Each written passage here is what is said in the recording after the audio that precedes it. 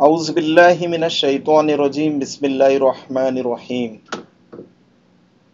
السلام علیکم عزیز طلبہ، T M C virtual class میں آپ کا پراتفاق خیر مقدم ہے۔ اس سے پہلے ہم نے اردو کے کئی اسباق پر روشنی ڈالی ہے۔ آج ہم سبق نمبر 9 دسترخوان، اس سبق کے متعلق ہم مزید معلومات حاصل کریں گے۔ تو تمام طلبہ دسترخوان اس سبق کا بغور سماعت فرمائیے۔ میں یونس عبد الکریم، تھانے municipal corporation school number 13۔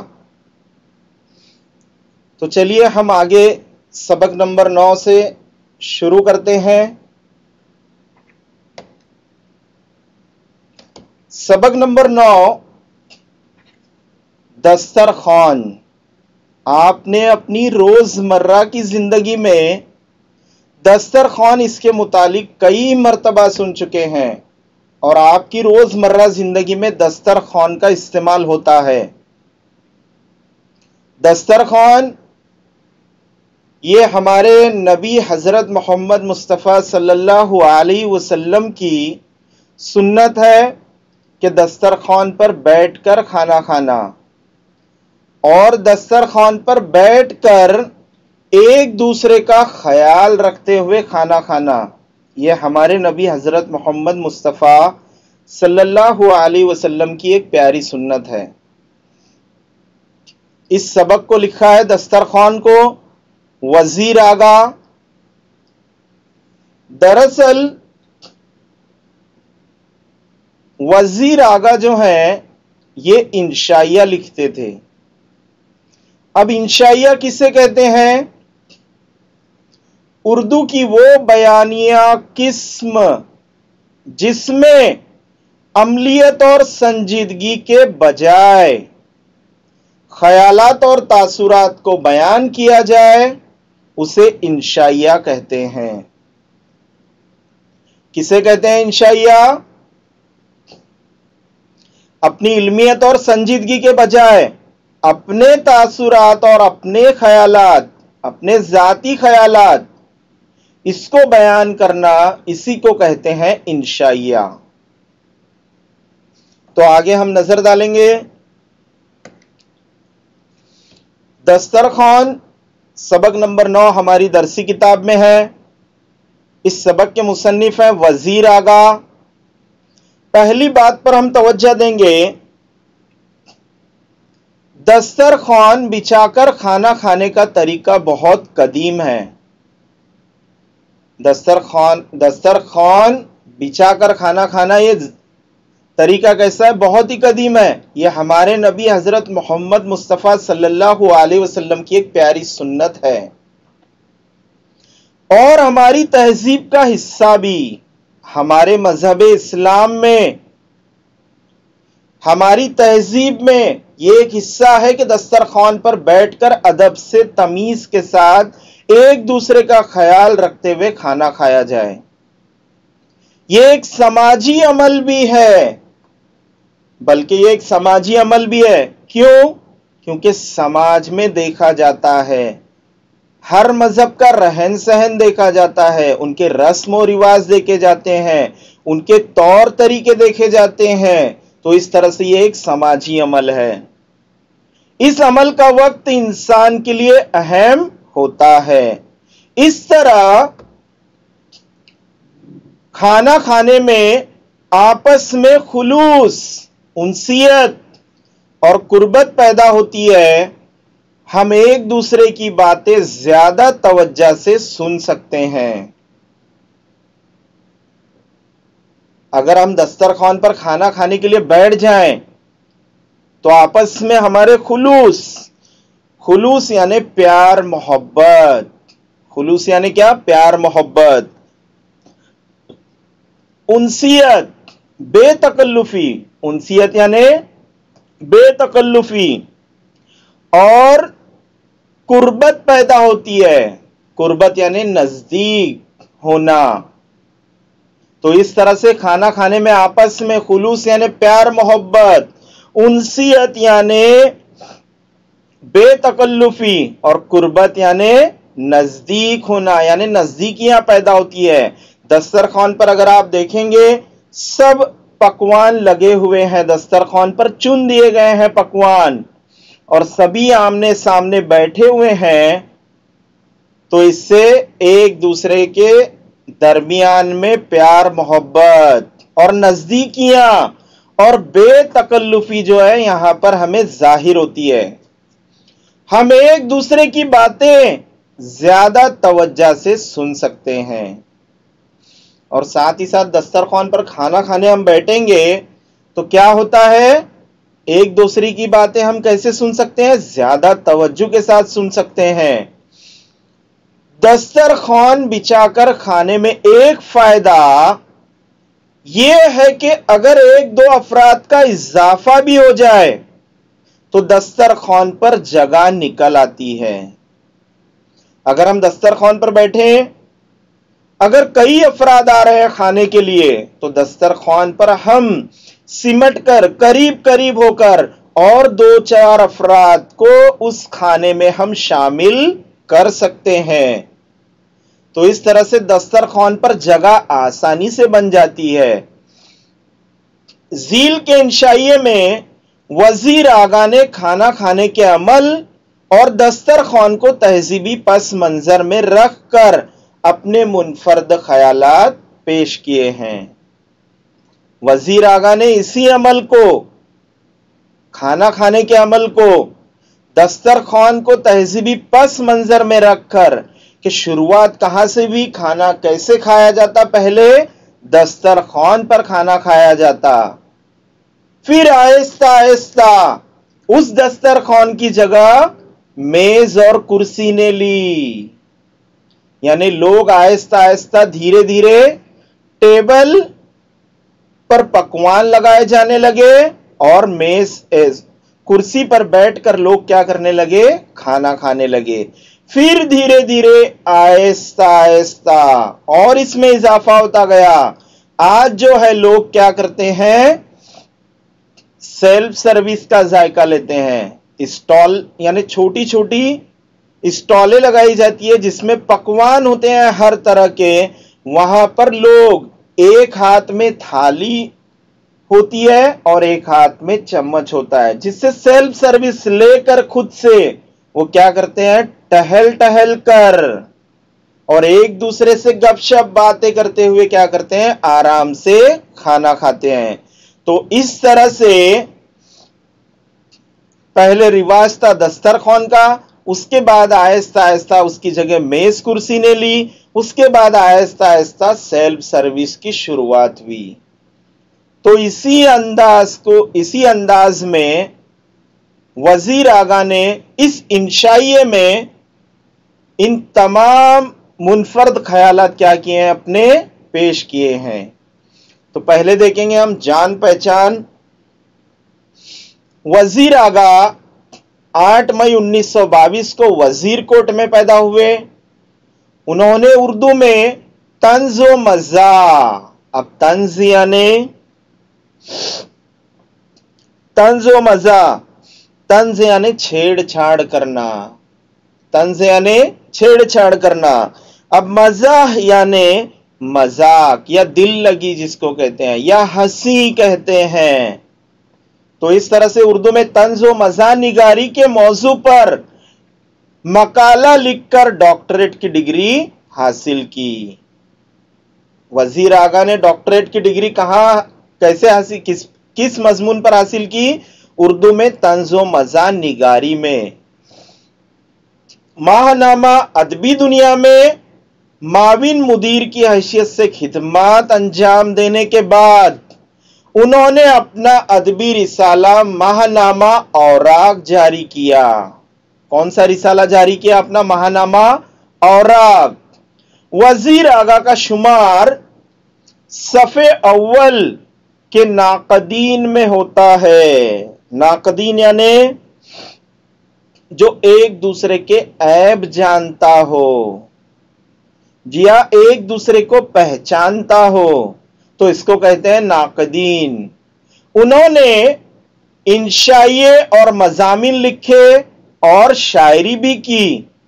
Urdu میں انشائیے کو ایک صنف کے طور پر قائم کرنے والوں میں ان کا نام سر فہرست ہے.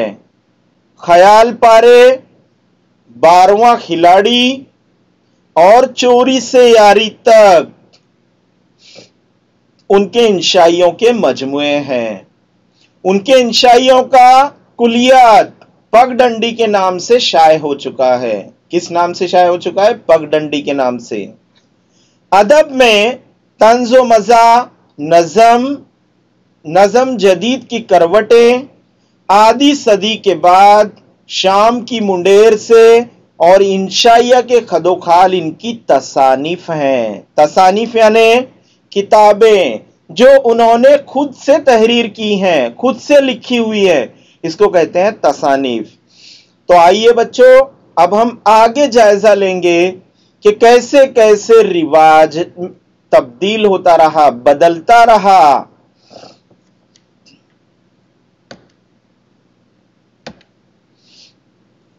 پہلے لوگ جو ہے آپ دیکھیں گے کہ دسترخوان پر بیٹھ کر کھانا کھایا کرتے.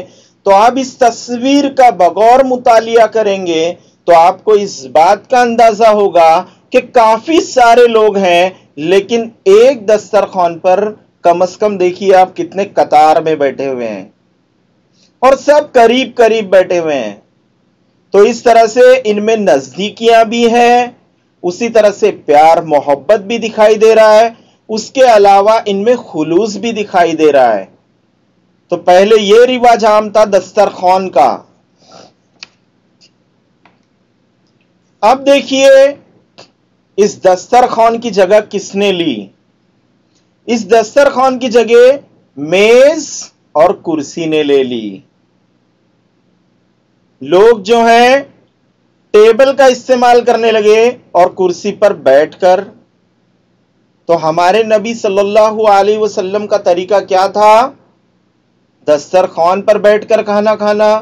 لیکن آہستہ آہستہ یہ رواج تبدیل ہوتا گیا اور اس کی جگہ میز اور کس نے لی؟ کرسی نے لی.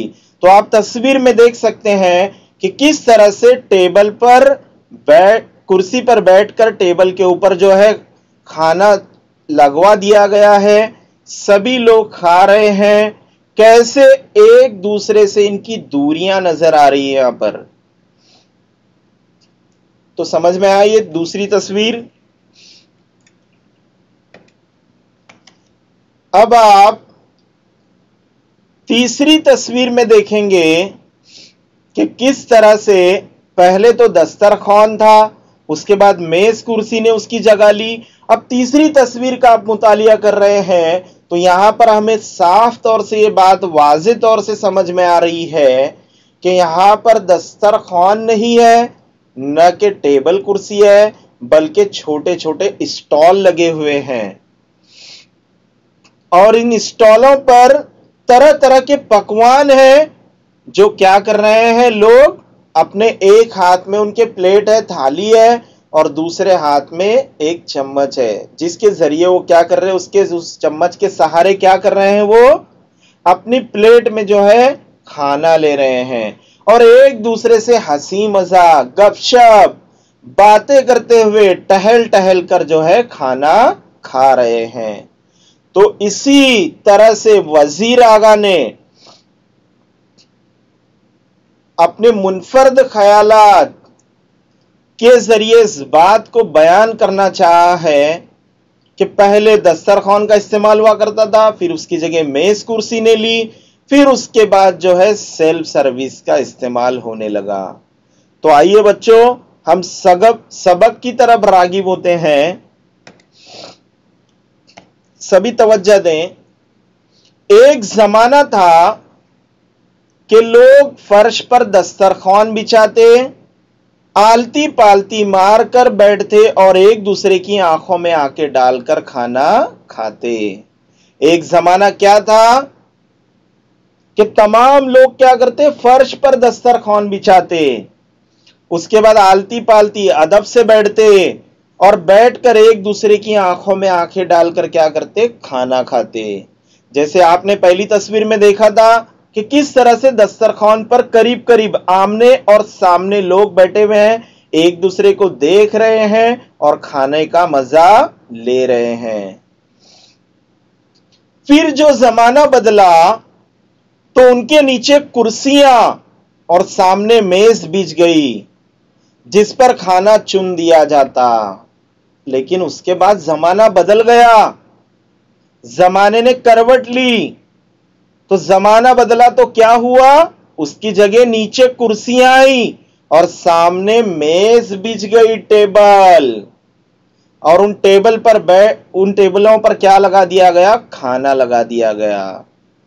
پہلے وہ سر جوڑ کر کھاتے تھے، اب سروں کے درمیان فاصلہ نمودار ہوا۔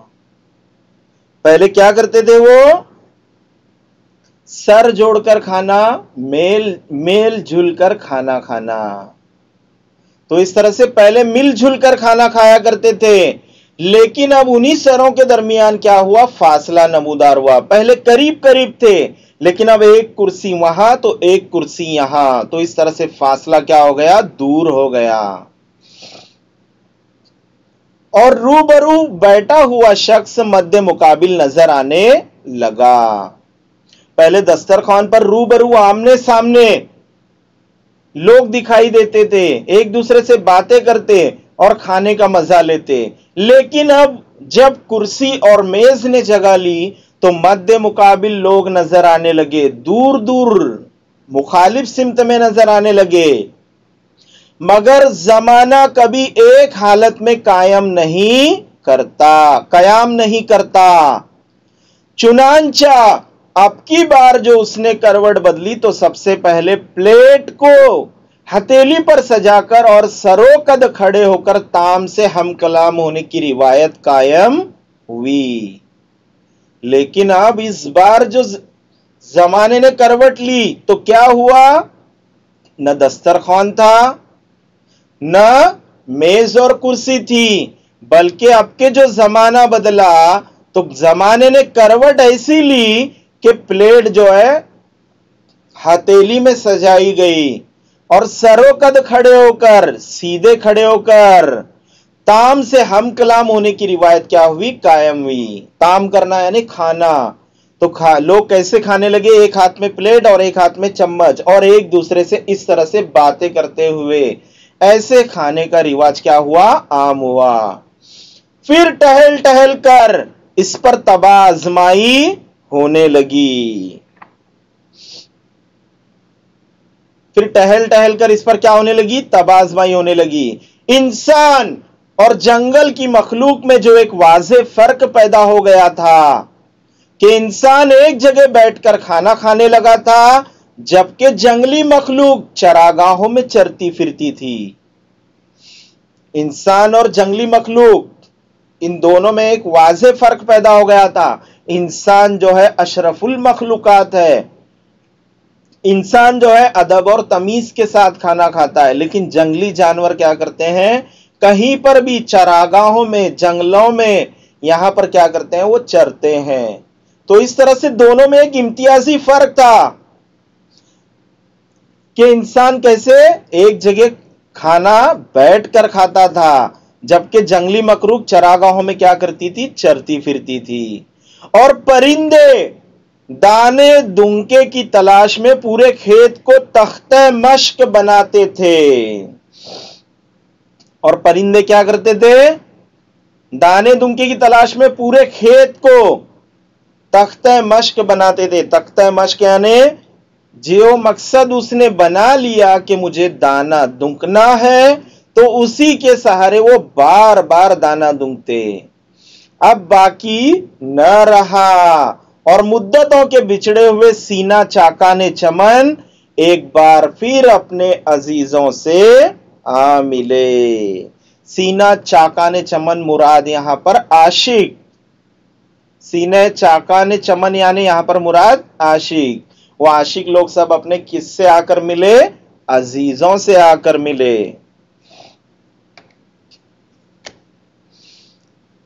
अगर मुझसे पूछा जाए कि क्या हमारी तहजीब का ग्राफ नीचे से ऊपर की तरफ गया है, यहां पर मुसन्निफ वजीर आगा कह रहे हैं कि अगर मुझसे पूछा जाए कि क्या हमारी तहजीब का ग्राफ नीचे से ऊपर की तरफ गया है, तो बच्चों मुझे बताओ इस्लाम में जो है कौन सा तरीका है? दस्तरखान पर बैठकर खाना खाना।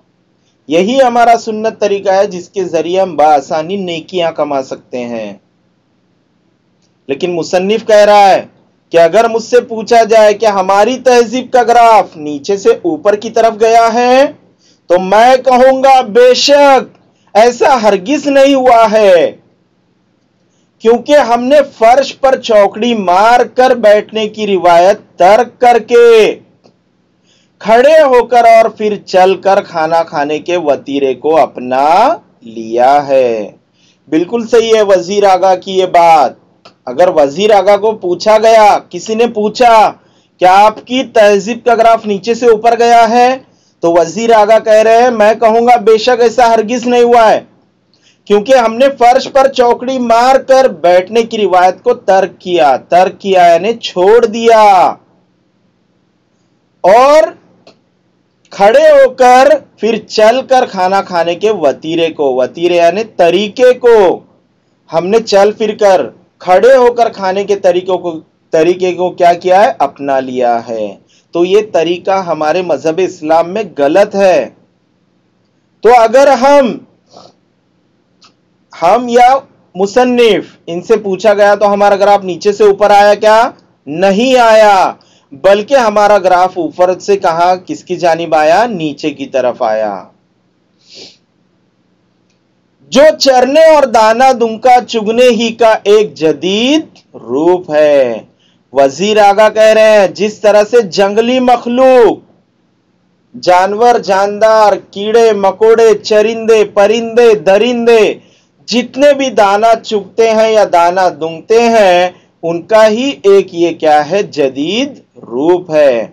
किसी भी कौम के ऊपर जाने या नीचे आने का मंजर देखना मकसूद हो तो ये न देखे कि इसके कब्जे कुदरत में कितने इलाके और खजाने आए या चले गए।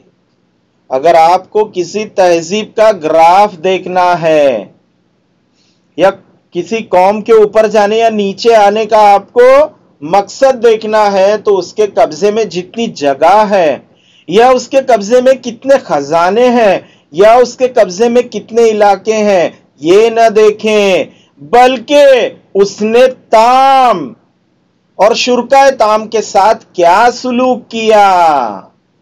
बल्कि आपको क्या करना चाहिए? क्या देखना चाहिए? अगर उस मजहब के लोग दावत दे रहे हैं, लोगों को मदऊ कर रहे हैं, तो आपको यह देखना चाहिए कि उसने ताम यानी खाना कैसे बनाया और शुरकाए ताम इनके साथ उसने कैसा सलूक किया। जो खाने की दावत में शरीक हुए शुरका, तो उनके साथ इसने कैसा सलूक किया। इस बात को अगर आप देखेंगे तो आपको समझ में आएगा कि उस कौम ने तरक्की की या नहीं की। बचपन की बात है, हमारे गांव में हर साल कपड़ा बेचने वाले पठानों की एक टोली वारिद होती थी। अब मुसन्निफ अपने गांव की एक कहानी बयान कर रहा है। मुसन्निफ अपने गांव की एक कहानी बयान कर रहा है कि बचपन की बात है, हमारे गांव में हर साल कपड़ा बेचने वाले पठानों की एक टोली वारिद होती थी। ये लोग सारा दिन गांव गांव फिरकर कपड़ा बेचने के बाद शाम को मस्जिद के हुजरे में जमा होते। हुजरे में यानी इहाते में, दालान में, सहन में। मस्जिद का जो सहन का हिस्सा होता है, जहां पर खुला होता है हिस्सा, तो वहां पर सब दिन भर कपड़ा बेचते और कपड़ा बेचने के बाद शाम को मस्जिद के हुजरे में जमा होते।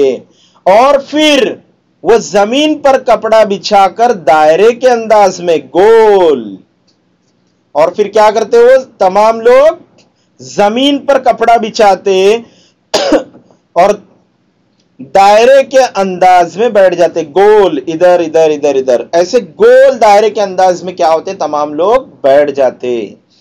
درمیان میں، اب بیچ میں یہاں پر برابر درمیان میں شوربے سے بھری ہوئی پرات بحر الکاہل کا منظر دکھاتی، جس میں گوشت کی بوٹیاں ننھے منھے جزیروں کی طرح ابری ہوئی دکھائی دیتی۔ ایک کپڑا بچھاتے دسترخوان، اور اس کے ارد گرد تمام اطراف سے دائرے کی شکل میں بیٹھ جاتے، اور بیچ میں ایک بڑا سا پرات رکھ دیتے، اور اس پرات میں جو ہے شوربہ یعنی سالن۔ ہمارے نبی حضرت محمد مصطفیٰ صلی اللہ علیہ وسلم کی ایک پیاری سنت ہے کہ سالن میں روٹی کو جو ہے چور کر کھانا، یہ ہمارے نبی صلی اللہ علیہ وسلم کی بھی ایک پیاری سنت ہے۔ تو اس طرح سے یہ بھی لوگ دن بھر کپڑا بیچتے اور مسجد کے صحن میں آتے، حجرے میں آ کر بیٹھ جاتے دسترخوان بچھا کر، درمیان میں ایک پرات رکھتے، اس پرات میں شوربہ یعنی سالن رکھا ہوا ہوتا، جس میں سالن میں ننھے ننھے جزیروں کی طرح گوشت کی بوٹیاں ابری ہوئی دکھائی دیتی۔ وہ ان بوٹیوں کو احتیاط سے نکال کر ایک جگہ ڈھیر کر دیتے اور شوربے میں روٹیوں کے ٹکڑے بھگو کر ان کا ملیدہ سا بنانے لگتے۔ پھر کیا کرتے؟ تمام افراد جو مسجد کے حجرے میں بیٹھے ہوئے ہیں وہ کیا کرتے؟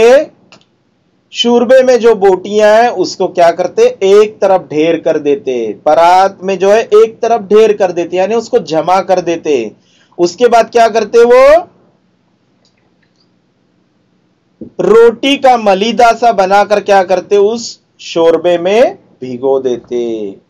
جب ملیدہ تیار ہو جاتا تو شرکائے تام پوری دیانتداری کے ساتھ آپس میں بوٹیاں تقسیم کرتے اور پھر اللہ پاک کا نام لے کر کھانے کا آغاز کر دیتے۔ تو پھر کیا کرتے؟ اس کے بعد تمام بوٹیاں جو ڈھیر کی ہوئی ہے ایک جگہ رکھی ہوئی ہیں، آپس میں تمام ساتھیوں میں کیا کرتے؟ وہ بوٹیاں تقسیم کرتے۔ پھر اس کے بعد تقسیم کر کے ایمانداری کے ساتھ، دیانتداری یعنی ایمانداری کے ساتھ بوٹیاں تقسیم کرتے، پھر اس کے بعد اللہ کا پاک نام لے کر کھانے کا کیا کر دیتے؟ آغاز کرتے، یعنی کھانے کی شروعات کرتے۔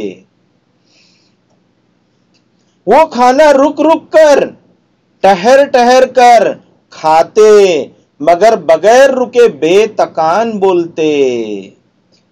وہ کھانا کیسے کھاتے؟ سکون کے ساتھ، ٹہر ٹہر کر، آہستہ آہستہ کھانا کھاتے، مگر بغیر رکے بے تکان وہ ایک دوسرے سے آپس میں تمام لوگ بات چیت بھی کیا کرتے۔ مجھے ان کے کھانا کھانے کا انداز بہت اچھا لگتا تھا، میں انہیں دیکھتا اور خوش ہوتا۔ مصنف یہ تمام ماجرا دیکھتا کہ کس طرح سے مسجد کے حجرے میں کپڑا بیچنے والے لوگ جمع ہو گئے اور سبھی نے کیا کیا؟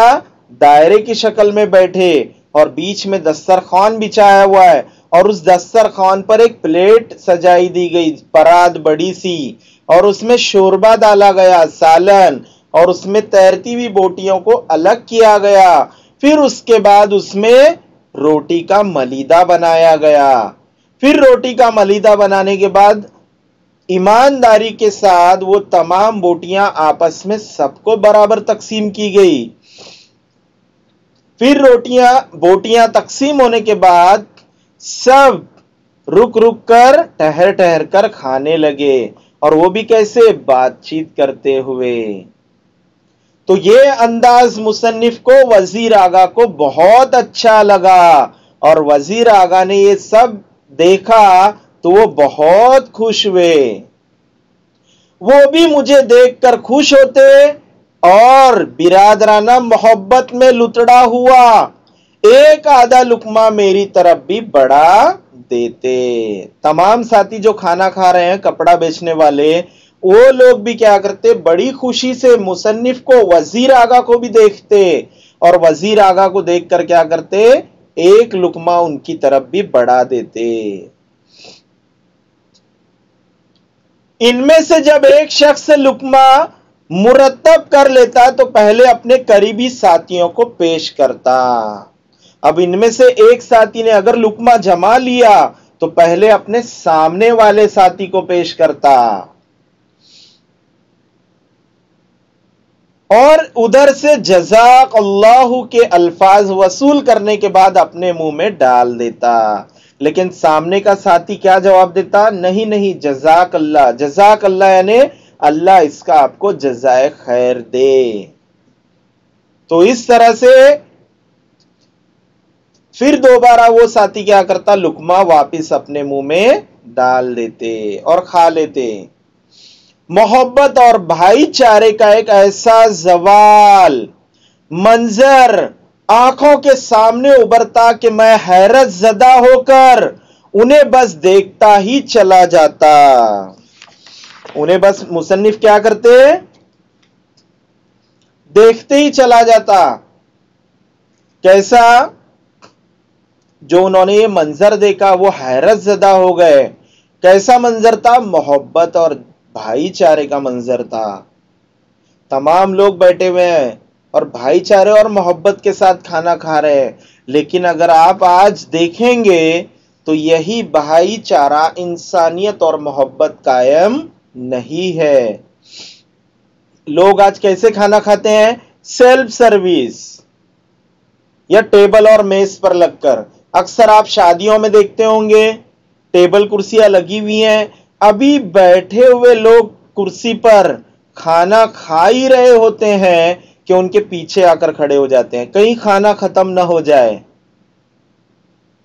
نہ ایک دوسرے کا خیال رکھتے ہیں، نہ ایک دوسرے کا خلوص ہے، نہ ایک دوسرے میں قربت ہے، نزدیکیاں ہیں، بلکہ بس اپنا مفاد دیکھتے ہیں کہ کب ہمیں کھانا ملے۔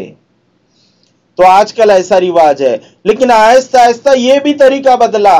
اب تو سیلف سروس ہے، اسٹال لگا دیے جاتے ہیں اور طرح طرح کے پکوان سجائے جاتے ہیں اسٹالوں پر، اور لوگ کیا کرتے ہیں، جس اسٹال پر اگر آپ دیکھیں گے تو آج کیسا مسئلہ ہے، جہاں ڈش اچھی سی لگے، آپ کو پکوان کا ذائقہ اچھا سا لگے، تو وہاں پر بھیڑ امڑ جاتی ہے کہ کہیں وہ پکوان ختم نہ ہو جائے۔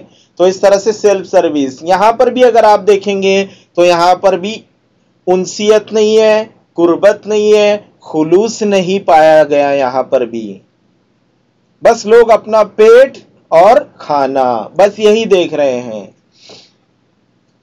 تو یہاں پر ہم نے کیا دیکھا کہ ایک مسجد کا حجرہ ہے، وہاں پر کیا ہوئے ہیں، تمام ساتھی کپڑا بیچنے والے جمع ہیں، گول دائرے کی شکل میں بیٹھے ہوئے ہیں، اور بیچ میں درمیان میں ایک دسترخوان لگا دیا گیا ہے۔ اس دسترخوان پر ایک پرات رکھی ہوئی ہے اور اس میں شوربہ ڈالا گیا، اس میں بوٹیاں الگ کی گئی، پھر اس میں ملیدے کی طرح روٹی کو چور دیا گیا، اور تمام لوگ پیار محبت کے ساتھ آپس میں مل جل کر کیا کر رہے ہیں، ٹہر ٹہر کر رک رک کر کیا کر رہے ہیں، کھانا کھا رہے ہیں۔ تو یہ منظر دیکھا مصنف نے اور بہت خوش ہوا۔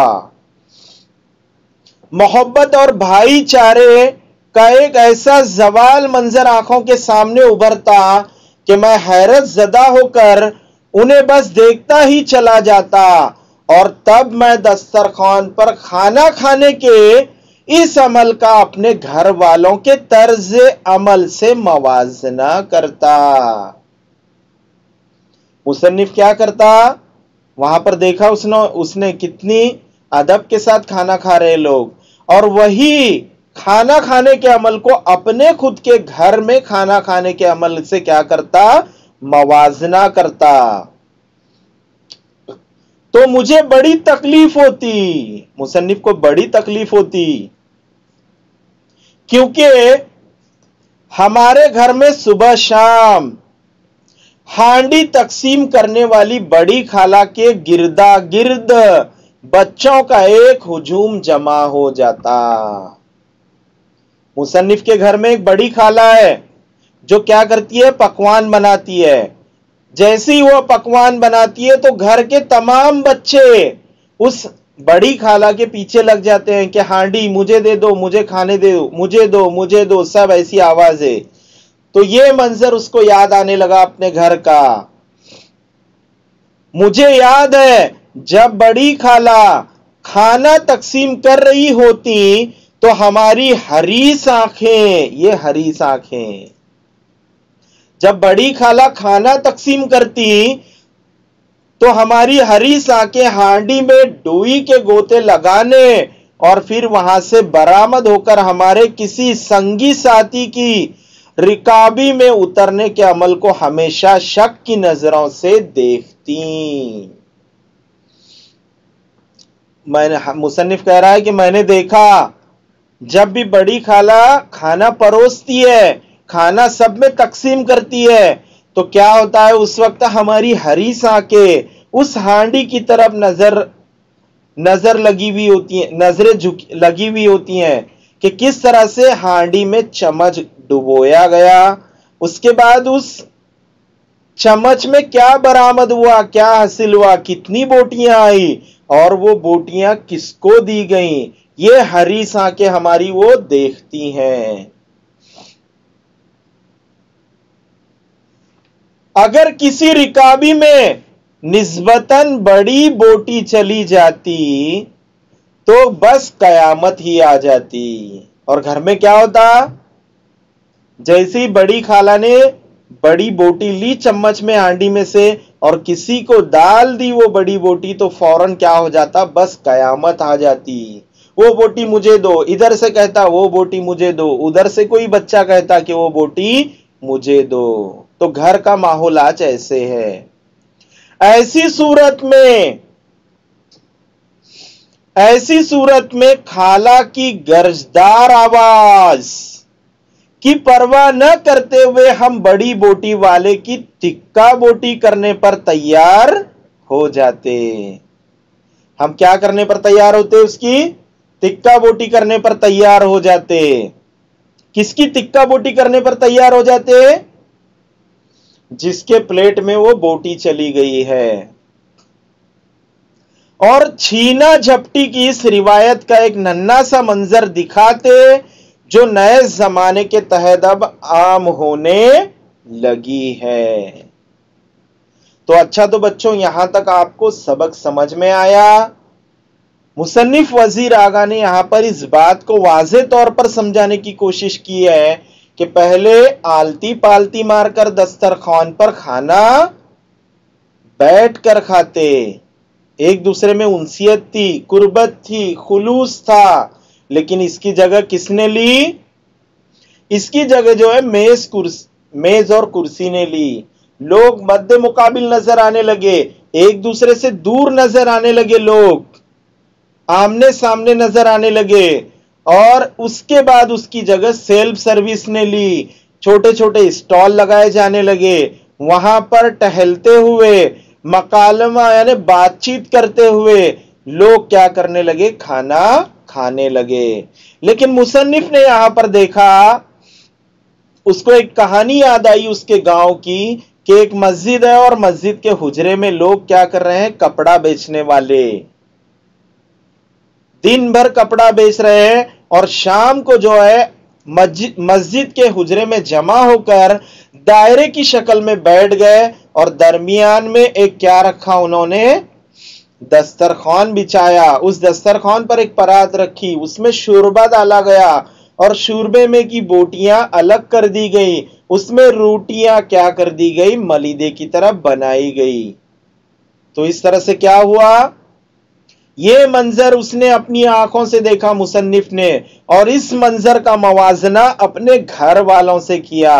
گھر والوں کے متعلق مصنف وزیر آغا نے اس بات کو بتایا کہ گھر میں جو ہے بڑی خالہ ہوتی ہے، جب بڑی خالہ اپنے چمچ کو ہانڈی میں ڈبوتی ہے تو اس چمچ میں برآمد ہوئی بوٹی کس کے حصے میں جاتی ہے یہ ہماری حریص آنکھیں وہ دیکھتی ہیں، اور خدا نہ خواستہ اگر وہ بوٹی کسی کے حصے میں چلی گئی تو تمام لوگ مل کر گھر کے افراد کیا کرتے، اس شخص کی تکا بوٹی بنا دیتے۔ تو اس طرح سے ہم نے یہاں تک اس سبق کو پڑھا، آپ نے بغور سماعت فرمائیں گے اس سبق کو۔ اس کے آگے کا ہم نیکسٹ لیکچر میں ہم پڑھیں گے۔